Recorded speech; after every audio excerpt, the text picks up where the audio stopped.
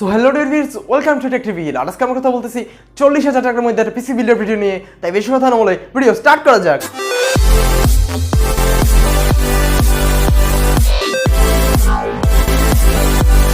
Processor হিসেবে এখানে আমরা ইউজ করতেছি Ryzen 3 3200G।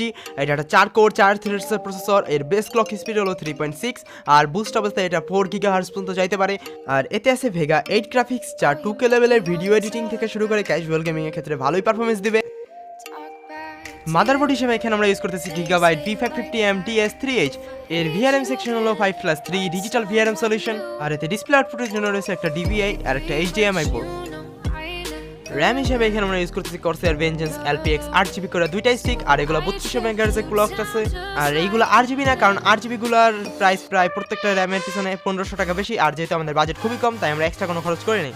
আর আমাদের CPU এখানে 2933 MHz এর উপরে সাপোর্ট না করলেও আমরা এখানে 3200 MHz এর র্যাম ইউজ করছি। তার একমাত্র কারণ হলো 3200 MHz এর র্যাম আর 2933 MHz এর র্যাম সেম প্রাইস, আর বেশিরভাগ জায়গায় 2933 MHz এর র্যাম অ্যাভেলেবেল নাই।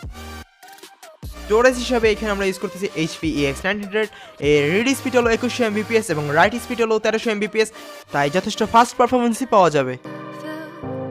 পাওয়ার সাপ্লাইয়ের জন্য আমরা এখানে ইউজ করতেছি থার্মালটেকের 350 ওয়াটের এই পাওয়ার সাপ্লাইটা, যা আমাদের প্রত্যেকটা কম্পোনেন্টকে পাওয়ার আপ করার জন্য যথেষ্ট। কেস হিসেবে এখানে আমরা ইউজ করতেছি ভ্যালুটপের এই কেসটা, আর এই কেস সম্পূর্ণ নিজের চয়েস, তাই এই ব্যাপারে আর বেশি কিছু বললাম। তো এই ছিল আমাদের 40,000 টাকার মধ্যে একটা পিসি বিল্ডের ভিডিও। আশা করি ভিডিওটা ভালো লাগছে। So thanks for watching, see you guys in the next video.